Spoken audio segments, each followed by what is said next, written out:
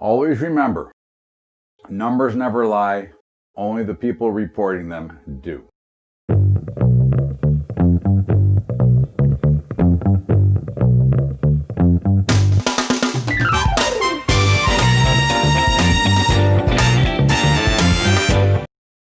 What's up, everybody? Welcome aboard to Bubba's Daily Update for Sunday, July the 5th, and I hope you had a great July 4th and celebrated America as an American.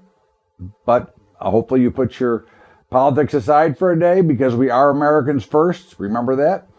In the meantime, we're getting a lot of numbers right now between poll numbers and jobs numbers, and everybody wants to interpret that and them their own way. And hey, that's fine. I don't have a problem with it, but the facts are the facts, okay? We had a huge jobs number, brought in a lot of new jobs, okay? Now again, we remember where you're coming from. If you remember one thing, okay, it's got the same to do with markets and everything else that we do.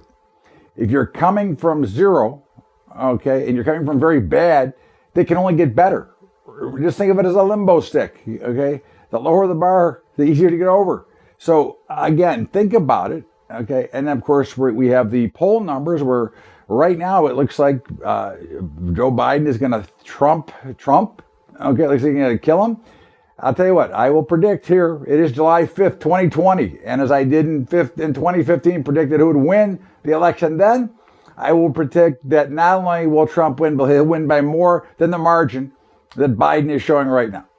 Okay, that's my prediction. Okay, again, nobody's going to admit to wanting to vote for Donald Trump, but look at your 401k. That's what people vote on. If they get off their lazy ass and go vote, that's what they vote about. Money.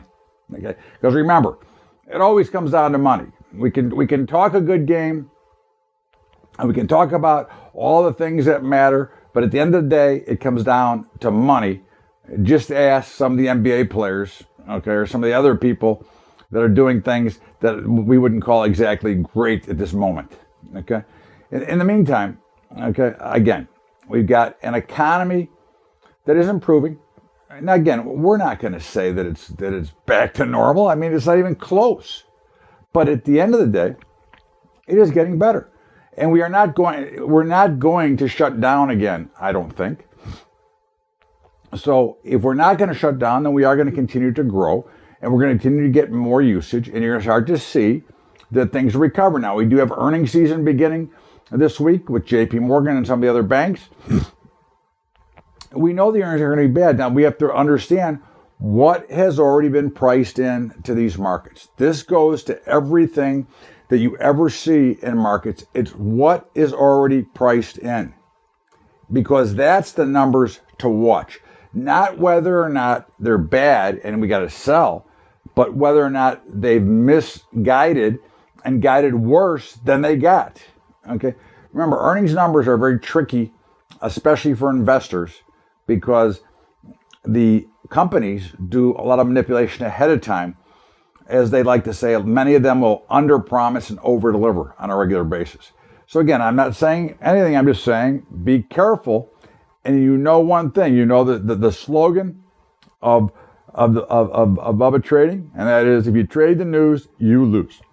Okay, but in the meantime, we saw the groundhog came out of his basement because he was going to see his shadow, Vice President Biden, and of course he went in front of for a press conference. And it was almost as if they had scripted the questions for him, and he had his answers scripted. I love the softball questions to Vice President Biden. I think it makes a lot of sense. Just look at the difference between the questions asked of him and the questions asked of President Trump. Did they ask him about the South and who should have won the Civil War? Again, look, I don't care. I mean, obviously everybody's got their own opinion, but it is rather amazing to look at the questions that Biden gets versus the question that Trump gets. But of course, that's the media. Remember, media on both sides is trying to manipulate which side you go for.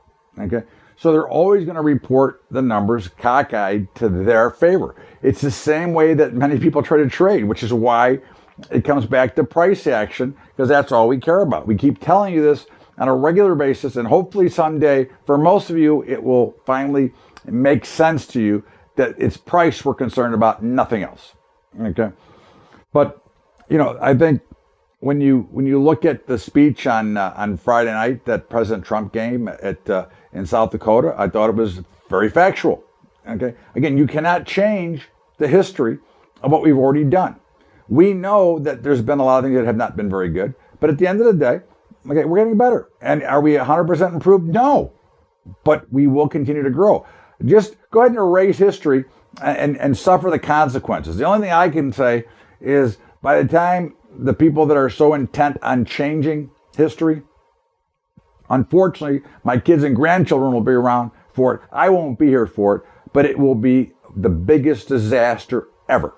Okay, it'll be worse than anything if you try to erase the history that's already happened, because if you fail to learn from history, you are doomed to repeat it. All right? And of course, the big question now, the big office pool is how long will Maxwell, Epstein's assistant, how long will she last? Okay, now we're going to find out where the real power is and how powerful the deep state really is here. We know she's a horrible person, as he was a horrible person. Okay, we know that anytime you get involved with children or underage kids, okay, and pedophilia, whatever you want to call it, you are a bad, bad person. That is the worst than anything. When murderers and some of the worst criminals in the world can't stand you, you know you are below the bottom of the barrel. So the big pool is will she make it? Will she make it to testify? Or will she somehow mysteriously, like Epstein, commit suicide? Okay, I don't know. I would have to take it that she never gets to testify. That would be the way that I would see it. But you know that I do think more in conspiracies, as you know, that I talk about the central banks and their ridiculous responses to all this. I don't understand why they think that more free money is going to continue to fuel the economy. Okay, free money does nothing. Okay, but make your dollars worth less because we pay for it. You don't create jobs with free money. You don't create anything with free money. Okay, you do create something. You allow the rich to get richer. Okay, that's always nice, and it allows people like me to go out and borrow. Okay, and mortgage all my homes. Okay, and take the cash and invest it. Okay. Again, think about it. I mean, it does not help anybody with the free money. We need jobs. Okay, we need to continue to see the growth of jobs. We need people working, not sitting home on their lazy ass collecting an unemployment check. Okay, we need to get people back to work. There's a lot to be done here, and nothing more important than the structure, okay, of the country, right? Roads, bridges, levees, they all need to be redone. What are we waiting for? Let's put the money to work for there. Christian, Illinois, they could have finished all this work during the 2-month or 3-month shutdown and let those guys go out and work. But of course, why would they want to do that? Why would they not want to wait and bottleneck traffic instead of having everything fixed when there was nobody on the roads, when you weren't allowed to be on the roads? But that's a story for another day. But it is interesting how we're back in the phase of the 80s.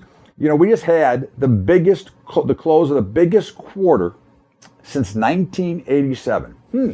What happened in 1987? Oh yeah, there was a Black Monday in 1987. Now, I'm not predicting that we're going to get one here. Okay, but again, this reminds me of 87. This reminds me of the 90s. Okay, you have got a whole new breed of day traders trying to trade through Robinhood or whoever they are. Again, it's not just Robinhood. Robinhood just happens to be in the headlines. But everybody's looking for ways to make more money. They're riding the free money train. We've seen stocks like Nikola, great truck, by the way, I bought one, going to the moon, okay, and then collapsing. All right, again, you've got Amazon at all-time highs. Now, listen, Amazon probably has every right to be going up along with Apple and some of the others. But at the rate they're going up right now, a little bit scary in the big picture, okay? Again, I think you have to remember, right, that, again, you cannot create market bubbles, which is, I think, what the Federal Reserve has been the best at. I think they do nothing better than to predict, to make bubbles, okay? They can't predict them, but they make them. All right. This goes back to Greenspan in the 80s. And they just believe that if you keep funding and funding and funding, it's going to work, but at the end it doesn't work, right? But this is their way of getting us to a digital currency. You watch, okay? You heard it here, okay? You're going to, someday there will be a digital currency and you won't have any privacy, okay? That's what we're giving up here, Americans, okay? And of course, if you're on the left side, you're going to say that the unemployment problem is much worse than it's being reported. Well, we already know that it's about 12% reported, and I guess if you look at the people that aren't looking anymore, you're probably 15 to 18%. And again, it's bad. We know it's bad. But again, is it bad in getting worse or is it bad in getting better? And right now it's bad in getting better. But of course, as we opened up with, numbers never lie. Only the people report them lie. Okay. So depending on what side you want to lie for, you're going to make it sound one way or the other. Okay. And I think that this is an investing world gone nuts. There are some people are calling it covidious. Okay, it's the covidious disease of investing. We're going crazy, and got people trying to day trade this market that are watching some of these things go in leaps and bounds. You've got partial shares being traded now. I mean, there are so many changes to this market, the way things can be done. Okay, that you can see that it's just a bubble and waiting to pop. And again, we don't predict when bubbles are going to pop. We know for a mathematical certainty that at some point this market's going to melt down. Now, personally, okay, I believe we're going to make new lows again. Okay, the lows that we made in March, I think we're going to go down there, and I believe we'll probably go down there this year. But again, when? I don't know. Will we have another true Black Monday? Well, again, Black Monday itself, it can never happen again because we have the limits, okay, the circuit breakers that stop markets from doing that, okay? Because why? Because it stops the panic and it allows cooler heads to usually prevail. But there's going to be a point in time where we're going to start going down, day after day after day, and not small amounts, but in giant leaps and bounds. But again, overall, the U.S. economy will eventually recover. And eventually we'll get back. And again, I don't ever foresee the markets, giving up that 8 to 8.5% gain year over year, just not every year. But there's a lot of other troubles that are in the world. And I think China is a great cause for most of them. Okay. Now, again, look, I believe that everybody should do the right thing, but I think China did send the virus over here. I think that's their way of chemical warfare. But you can see Canada, who doesn't break treaties with anybody, basically, they gave up their treaty with Hong Kong because of some of the grief they're getting from China. There is stuff going on in Australia that China is behind. So you can see that China is trying to take over the world. And look, again, they want to be the world leaders. They want to replace, they want to knock the USA off their block, which they never will, not at least in my lifetime. If the people here, okay, go to the socialism, if they go to erasing history, if they do all that, yeah, then China will take it over easy. It'll be done, okay. But hopefully we'll be smart enough, and I believe that we will. Again, I believe the biggest noise being made now is from the very small few, because again, as I said earlier, it comes down to money, okay, and that is where we talk about. And of course, the big scuttlebutt now is are the Washington Redskins going to change their name? Are the Cleveland Indians going to change their name? And I say, why? Okay, they're not used in any sort of derogatory manner. They're used as part of a franchise name that has existed forever. And you're going to change. You're going to change everything. You're never going to be able to be 100% politically correct. But again, personally, I don't see a problem with them anyways, in my own personal opinion. The Florida State Seminoles, again, or maybe they should all just change their names, okay? And we should see, I don't know what you'd call them, something generic, right? It would be, why don't we just call everything the Washington Generics and the Chicago Generics, and then we don't have to worry about it. Again, to me, it's a bunch of crap. I don't see the demeaning part of that. Maybe I'm insensitive to that, I don't know. But I don't see derogatory terms as I've heard about my religion my whole life. as I've heard, from other races and things my whole life that I've heard. So I don't see these names that fit into that category, but maybe I'm wrong. Again, I never say I'm right, but we'll see. In the meantime, this is Bubba's Bottom Line for Sunday, July the 5th. We're going to step out here for a break and we'll be right back with more. All right, kids. Well, here we are. And of course, I want to remind you about our great commodity report. And the quarterlies have started to come out from Andy Hecht. And man, are they good. Okay, they talk about the thing of commodities. And of course, Andy is the #1 writer for Seeking Alpha, as well as at one time the biggest silver trader in the world and trades commodities, the physicals, worldwide, and has traveled worldwide trading them. Check it out. Go to BubbaTrading.com, Technomental.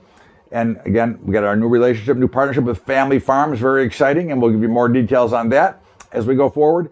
And don't forget about our brokerage partners. We have, in my opinion, the best in the business. Now, again, I've got more than one brokerage account. I've got brokerage accounts at a number of different places. But when it comes to letting my stuff be traded, my commodities and futures to be letter of direction traded, I go to CTG. Okay, they handle it all for me. Okay, I've got 6 futures accounts with them. I got 7, excuse me, and they trade them all. Okay, and I don't ever look. I know when they execute.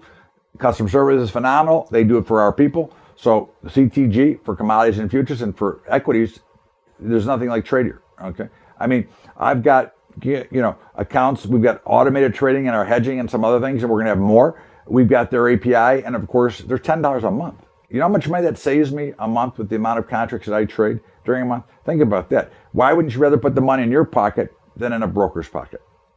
And of course, don't forget about our high school program. We're trying to re-gear up for the fall at Patreon, patreon.com/Bubba Trading. That's patreon.com/Bubba Trading. Now let's get back to Bubba's Bottom Line with me, Todd Bubba Horwitz. Welcome back. It is Bubba's Bottom Line. It is Sunday, July the 5th. And of course, markets, woo, baby. Now, we were short, so, wasn't all that comforting, right? But look, we said last week that we closed the week at support, and more than likely, there was going to be a bounce. Not a shock, not a surprise.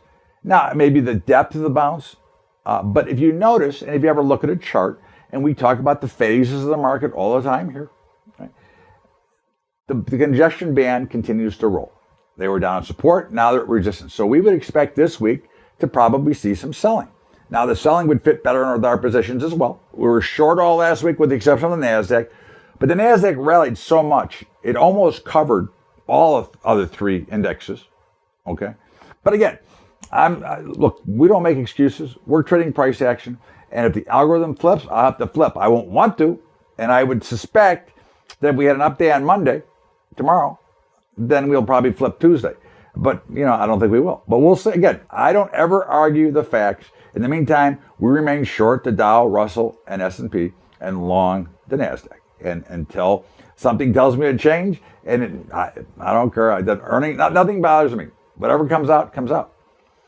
The metals, working perfectly. Gold and silver can continue to try to run, okay, and break out. Gold looks like it's going to make a run at the all-time highs. Silver obviously is so far away from all-time highs, but it looks like it's going to take out a couple of year highs here pretty soon. And platinum continues to be weak, and we continue to be on the right side of all 3 of those markets at the moment. The crude market at 40 seems to be very, very tough to get through, even as we roll into the next cycle of expirations for crude. Look, again, I'm long crude. I hate it. I know we're going to break here. The good news for me is that if I'm actually right, we're getting closer to a reversal. Like in the next down day, we'll probably be ready to reverse. So to me, it's either I make money going up, or it turns around and I get short somewhere up in here, and I take it all the way back down. And I think that's the direction it's going to be headed. But again, I don't predict markets. I give you my position exactly as it is every week and every day, and that's why I'm still long. Bonds, we're still long bonds and notes. Again, I don't like it, but they're still trying to push higher. Now, again, higher notes and bonds mean lower interest rates. And of course, I think we're going to get higher interest rates. I think the demand for money is increasing. And I know I just went through a whole mess. And by the way, if you're looking for a loan for your home or whatever, Rocket Mortgage is as good as they say it is. I've got some pretty big accounts at a couple of banks, and I got pissed off and got tired of waiting for them to finish all their pay. Every day there was something new they needed. I did Rocket Mortgage, okay, last week. I've already got a closing date, okay, for more money at a lower interest rate. So again, just for I don't advertise, but just in case that you're looking for one, it was the best experience ever from a loan standpoint. So, but anyway, I think there's a big demand for money, which supply and demand is going to push the interest rates higher to much chagrin of the Fed. The dollar continues to be, in that range now, the lower range, but we're long. The dollar's like 95 to 98. I think it's probably got a shot to run back to par now. This is, again, when you see the Fed, which always losing control. Nat gas, we're still short. Again, I hate being shorted at these low prices, but at this time of year, it's not as dangerous. I'd hate to be short at these type of prices in, October, November. But right now we're still short. It's awfully cheap, but it can get cheaper, and we'll wait until it reverses. Copper continues to explode, which is, again, would also indicate, the economy is getting better, because demand for copper, it's called Dr. Copper for a reason. It's used in building, which means if we're building, it means there's labor, there's a demand, and so on and so forth, which would also lead me to believe there's higher interest rates coming down the road. So again, copper, we remain long.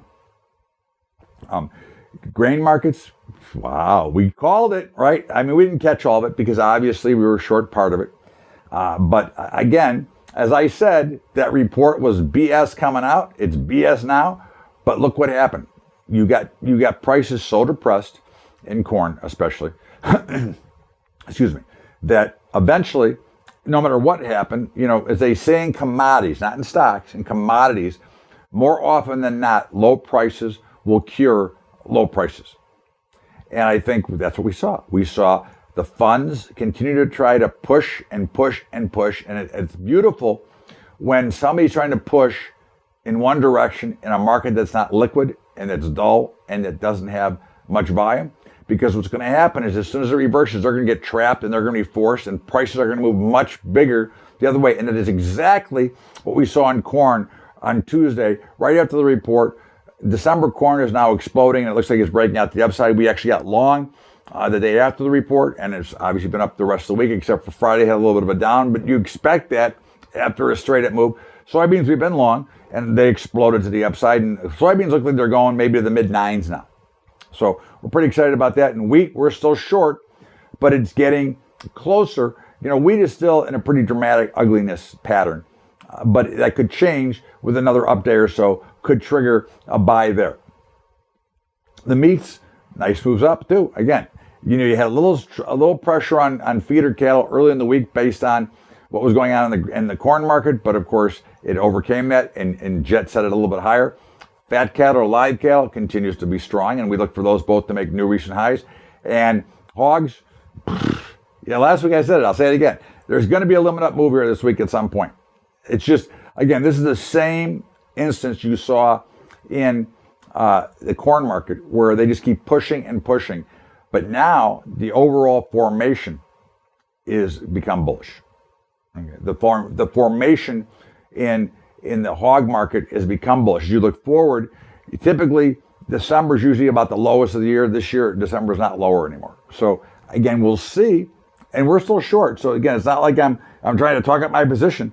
I'd like to get long, but I'll wait and I'll wait my turn like I'm supposed to. But remember, markets are very thin, and there's not a lot of liquidity right now. So I always warn you, okay, if you're just trading on your own, which is great, be careful. Okay, know where your exits are.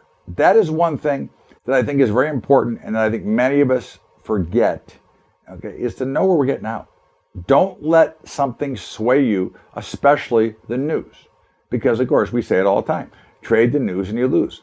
I do expect to see some buy-in come back to the market. I do expect to see a fairly heavy sell-off as well.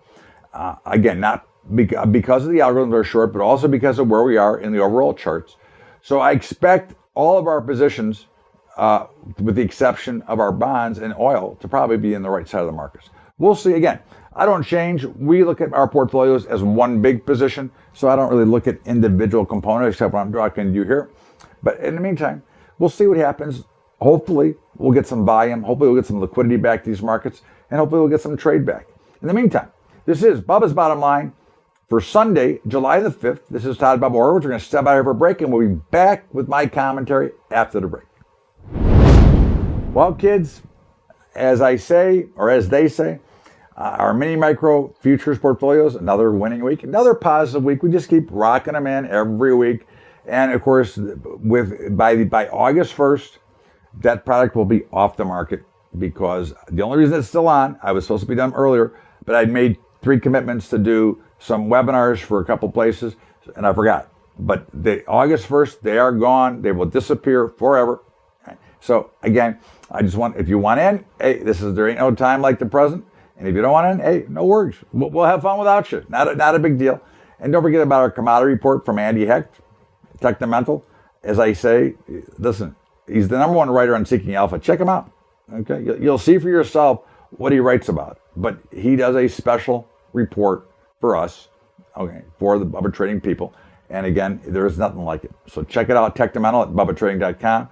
And brokerage, as I said, I've got many brokerage accounts at different places. But when it comes to having somebody to you that I'm going to let trade letter of direction for me based on my portfolios, I go to CTG. They are by far the best in the industry. Okay? They're reasonably priced. They get the best customer service. They answer the phone. That to me, when I'm calling, I'm not calling to say how you doing. They answer the phone. Love it. They're great. We've been with them for years. And of course, we've been with Tradier for years as well for equities and options. I mean, again, I always ask, it's a very simple question. First of all, they got great customer service. We have their API, so we have a lot of our automated things through them. But $10 a month, why should I pay anybody more to do the same thing? To me, it doesn't make sense, right? Why do I want to overpay for something I can get exactly what I can get from them, and you get great customer service on top of everything else? So trade your brokerage. You want a special link to either one of them, just email me at bubba@bubbatrading.com. I'll send it to you. We have a special deal with both of those places. And our high school program, where we are trying to rebuild it for the fall. If you want to help us out, it's at Patreon, patreon.com/Bubba Trading. It's patreon.com/Bubba Trading. Now let's get back to Bubba's Bottom Line with me, Todd Bubba Horowitz. Welcome back.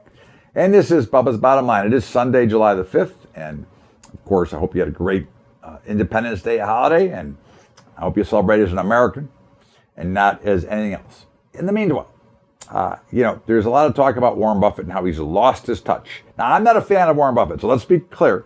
But I'm going to defend him here. Okay? But I'm not a big fan. But this is really a warning to all of you. Okay. So Warren Buffett dumped a bunch of his things, and he dumped them at bad prices. And everybody's saying, well, he's lost his touch. He doesn't know. These are new markets. These are different. These markets are different. Okay. Markets are never different. That's number 1, right? Warren Buffett recognizes value. Valuations are not going to change. Okay. Market valuations are not going to change. What changes markets is nothing. Okay? Markets go up and markets go down. When you create the bubble territory, which we have right now, you have people that are buying because they just want to buy. There's only one place to go. They're chasing the market up. Again, I urge you to go take a look at the cola. Look at some of the other high flyers.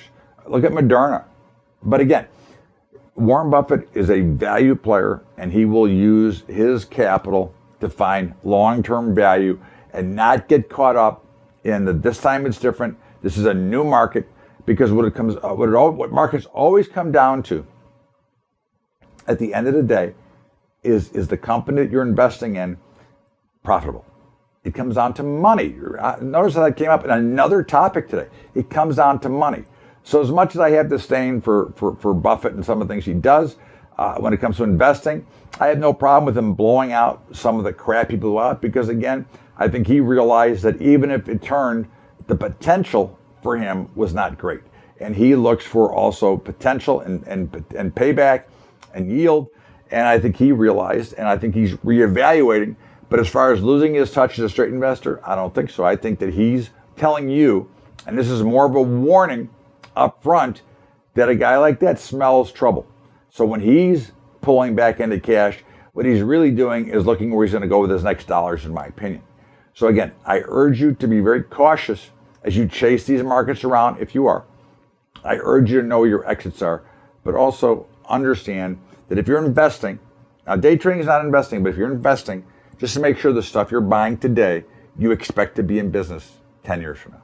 Because that's the real secret.